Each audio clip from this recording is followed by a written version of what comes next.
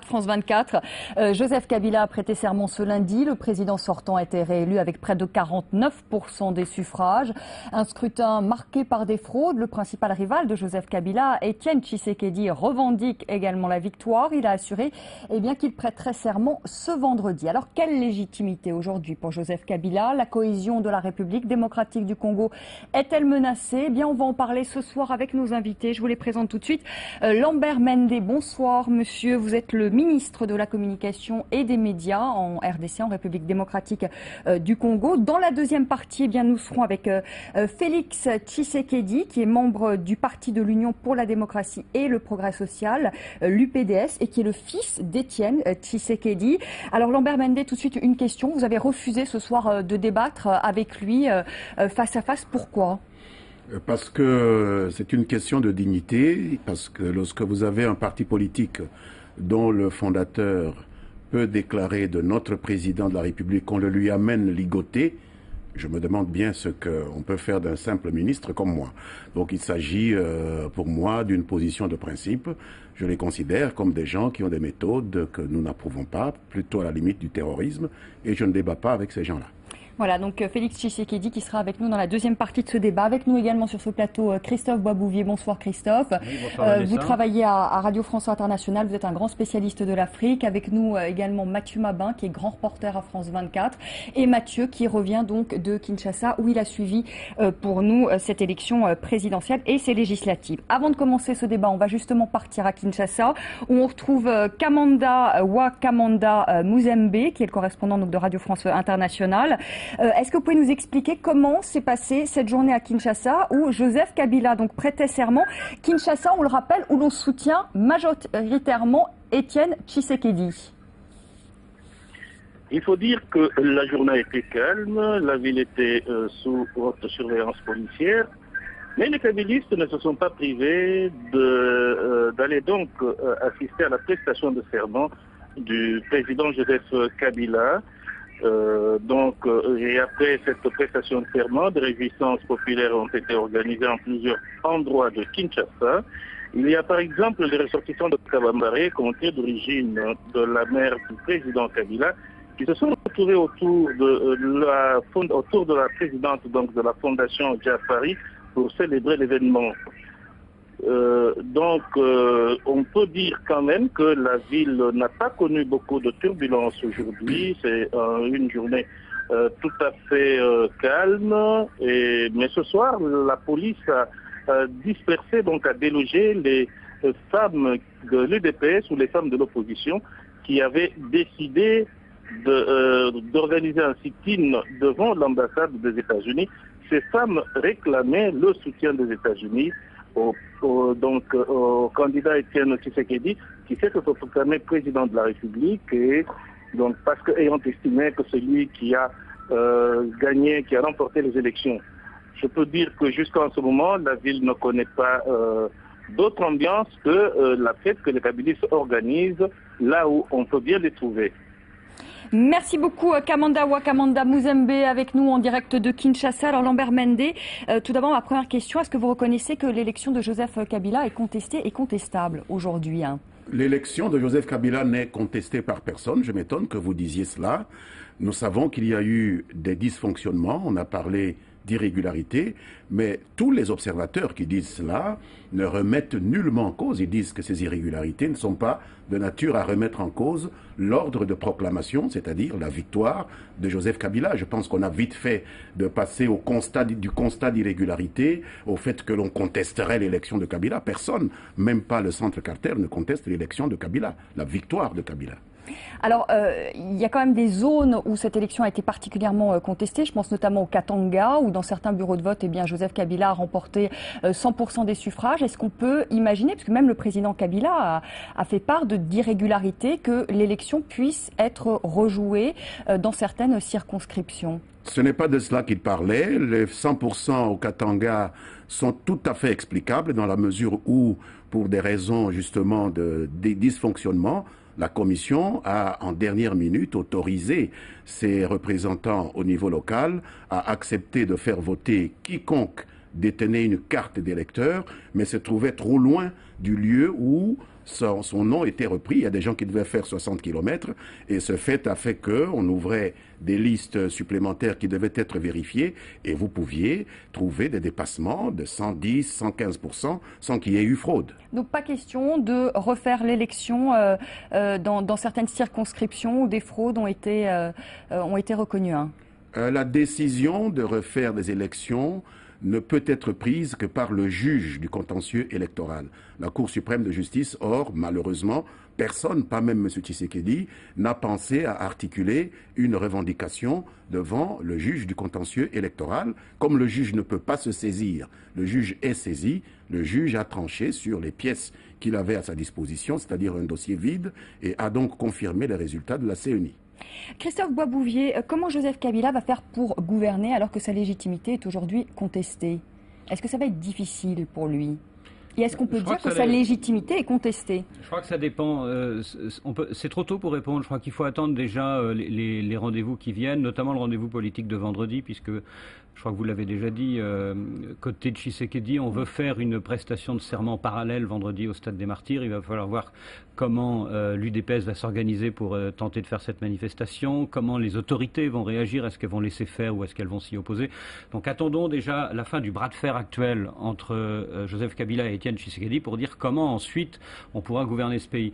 Mais pour revenir à votre première question, je crois que ce qu'il faut dire, c'est que la cérémonie d'aujourd'hui, on l'a vu sur les images, là, c'est imposant, c'est un beau succès en termes d'organisation, avec beaucoup de monde, des défilés, les magistrats, etc. Mais un peu de représentation quand même occidentale et même africaine en fait. À part Robert Mugabe, qui d'ailleurs n'est pas un grand démocrate qui a fait le déplacement, il n'y a pas eu de chefs d'État africains qui ont fait le déplacement. Voilà, je crois que ce qu'il faut dire en deux mots, c'est-à-dire que c'était le seul chef d'État étranger, Robert Mugabe, le Zimbabwéen, qui, comme vous le dites, ne fait pas l'unanimité, loin de là. Il y avait beaucoup moins de chefs d'État, par exemple, que le 30 juin 2010 pour le 50e anniversaire de l'indépendance du Congo. Les Belges qui avaient envisagé un moment d'envoyer leur ministre des Affaires étrangères y ont renoncé. Pourquoi? Parce que, comme tous les autres pays occidentaux, ils sont frappés par le nombre d'irrégularités graves, comme disent les Américains et les Français, qui ont été relevées pendant le scrutin par un certain nombre d'observateurs. Alors j'aurais justement, Lambert Mende, que vous réagissiez à ce que disait Christophe Boisbouvier. En effet, Étienne Tshisekedi va prêter serment ce vendredi. Il y a une prestation de serment qui est prévue à Kinshasa. Qu'est-ce que vous allez faire? Est-ce que vous allez empêcher cette prestation de serment? Nous avons considéré cela comme une blague de M. Tshisekedi. Il ne prêtera pas serment. Le serment est une catégorie juridique qui est organisée par la Constitution. On ne prête serment que lorsqu'on a été proclamé vainqueur de l'élection présidentielle par la Cour suprême de justice ou la Cour constitutionnelle. On ne prête serment que devant la Cour suprême de justice. Alors devant qui va-t-il prêter serment? Il va peut-être organiser une cérémonie, sûrement pas au stade des Martyrs. Il sait bien qu'il n'occupera pas le stade des Martyrs. Bref, nous entrons là dans le domaine du surréalisme, parce que ça n'a rien à voir avec la réalité institutionnelle telle qu'elle est en train de se décliner. Mais comment vous allez réagir à ça? S'il vient avec ses partisans au stade des Martyrs, est-ce que vous comptez utiliser la force? Vous allez l'en empêcher? Si c'est pour cela, il n'entrera pas au stade des Martyrs. Il n'y aura pas à l'empêcher, il n'entrera pas au stade des Martyrs, tout simplement. Si c'est pour donner la République en spectacle au monde entier avec des pitreries de cette nature-là, je ne vois pas comment il pourrait même accéder au stade des Martyrs. Ça m'étonnerait beaucoup. Si c'est pour un meeting, démocratiquement, il a le droit d'organiser des manifestations, mais venir se moquer de la République à ce point-là, je ne pense pas que les autorités municipales le laissent faire. Je n'ai pas autorité pour empêcher, mais je doute fort que la municipalité le laisse faire. Mathieu Mabin, vous qui étiez à Kinshasa, vous avez suivi donc pour nous ces élections. Comment les Congolais ont-ils vécu ce scrutin? Comment ont-ils vécu ces résultats? Dans quel état d'esprit sont-ils aujourd'hui? C'est assez difficile à dire parce que je crois que c'est d'abord très contrasté. Il faut se souvenir que le Congo, c'est 11 provinces qui communiquent assez peu entre elles parce qu'il est excessivement difficile de se déplacer au Congo. Le Congo, c'est un pays qui fait 4 fois la France, où il n'y a quasiment pas de routes. 9% des routes nécessaires existent au Congo. Donc, dire comment les Congolais ont réagi, c'est difficile à dire. On a bien observé la population de Kinshasa, avec les équipes de France 24, qui sont là-bas depuis un mois. Évidemment, on est un peu dubitatif face au processus électoral qu'on a observé. Bien entendu, on a entendu ces observateurs étrangers qui remettaient en cause le déroulement des élections, la crédibilité de ces élections. Mais ce qui nous a frappé, en tout cas ce qui m'a frappé, c'est finalement la faible légitimité des organisations internationales déployées au Congo pour juger de la validité de ces élections. Il y a des chiffres qui sont assez frappants quand même. Je pense à l'Union européenne notamment, qui a formulé un communiqué quelques jours après la proclamation des résultats provisoires. L'Union européenne avait envoyé 147 observateurs au Congo. Il y a 63 000 bureaux de vote. Pour 63 000 bureaux de vote. 29 d'entre eux ont réussi à accéder à des bureaux de vote. Je crois que le ratio est sensiblement le même pour le Centre Carter, qui, il faut le rappeler, est une ONG internationale. Mais qu'est-ce que vous voulez nous dire en fait? C'est-à-dire que finalement ces organisations, ces observateurs internationaux qui dénoncent des irrégularités... eh bien, moi je m'interroge toujours... On peut les remettre en cause parce que finalement ils n'étaient pas aussi présents dans le pays. Comment ont-ils fait pour... Comment ont-elles fait? Absolument.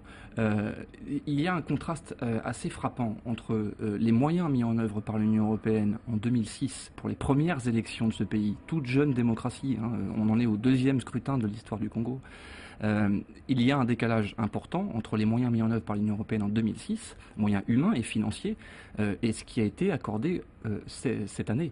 Alors évidemment, c'est vrai que le gouvernement congolais a affirmé qu'il était capable d'organiser seul ces élections. Enfin, il faut être réaliste. Encore une fois, la démocratie congolaise, elle est toute jeune. C'est un bébé démocratie dans un pays immense où il est excessivement difficile de se déplacer. Ne serait-ce que déplacer des urnes, collecter des urnes, c'est quasiment mission impossible au Congo. Lambert Mende, pas question, on l'a bien compris, donc de rejouer des élections dans des circonscriptions où des fraudes ont été pointées du doigt. Est-ce que vous seriez d'accord pour mettre en place, pour apaiser, pour tendre la main peut-être aujourd'hui à l'opposition, à mettre en place un gouvernement d'union nationale? Je voudrais que vous fassiez attention à ce que vient de dire le correspondant de France 24. Je sais que la Fondation Carter a fait un travail assez remarquable. Elle a visité 300 bureaux. Et je sais que les observations qu'elle a faites sont probablement véridiques pour les 300 bureaux. Mais partir de 300 bureaux pour généraliser sur 63 000 bureaux, nous disons que c'est un peu excessif. Et donc les moyens n'ont pas été effectivement à la hauteur. Et pour revenir à la dernière partie de son intervention, nous avions convenu avec nos partenaires de la communauté internationale que nous mettrions 60% du budget électoral à disposition et eux 40%. En fin de compte, nous avons mis plus de 90% et nous avons reçu effectivement quelque chose comme 10%. Et je comprends que leur intervention ait été si peu significative. Aussi, on peut s'étonner du caractère général des conclusions qu'ils nous assènent, comme quoi tout a été négatif. Tout n'a pas été négatif. Nous savons qu'on pouvait faire mieux, mais tout n'a pas été négatif. Tout n'a pas été négatif. Christophe Boisbouvier, est-ce qu'on peut remettre en cause les conclusions de ces observateurs internationaux, comme le dit Mathieu Mabin ou comme le dit Lambert Mende? C'est vrai qu'il y a un manque d'intérêt de la communauté internationale pour ce pays. C'est vrai qu'il y a moins d'argent et d'observateurs qui ont été mis sur ces élections que lors des précédentes de 2006. Mais ce que disent Carter et l'Union européenne, c'est pas inintéressant quand c'est rapide, c'est facile à lire, c'est des communiqués de 2-3 pages. Ce que dit par exemple l'Union européenne, c'est que les résultats bureau de vote par bureau de vote publiés par la commission électorale ne correspondent pas pour un certain nombre aux résultats qui ont été affichés sur les procès-verbaux le soir du vote. Ce que dit aussi l'Union européenne, c'est que dans un certain nombre de centres de collecte des résultats, il y en a 169 à travers le pays, donc c'est quand même moins que les 63 000 bureaux de vote, 169. Dans un certain nombre de ces 169 centres de collecte, les témoins congolais et les observateurs étrangers n'ont pas pu entrer dans les locaux pour voir comment se passait la collecte, la compilation. Et dernière chose, peut-être la plus importante, puisque c'est au sein des Saints, c'est à Kinshasa, c'est au Centre national de traitement, là où arrivaient tous les résultats locaux sur place, et là où étaient consolidés les résultats, pareil, pas d'accès pour les témoins et les observateurs. Donc la question que pose l'Union européenne, c'est est-ce qu'il y avait quelque chose à cacher ? Est-ce qu'il y avait quelque chose à cacher, Lambert Mende? C'est une question qui peut se poser à la Commission électorale nationale indépendante. Nous constatons qu'il y a eu deux problèmes, fondamentalement. Il y a l'inexpérience de la Commission électorale nationale indépendante. Nous avions une commission qui avait accumulé pas mal d'expérience avec l'abbé Malou Malou, qui avait travaillé en 2006, mais qu'à la demande de l'opposition et d'une partie de l'Église catholique, notamment le cardinal Monsengo, il a fallu mettre en congé. Et donc, quelques mois seulement avant les élections, il nous a fallu créer une nouvelle administration électorale. On ne voit pas qui serait venu, dans les mêmes conditions, sans expérience, faire un travail sans faute. Donc, ces gens sont en train aujourd'hui d'être victimes de la relative jeunesse de leur administration. Deuxième élément qui a perturbé le processus, c'est le climat de violence, dont on ne parle pas assez.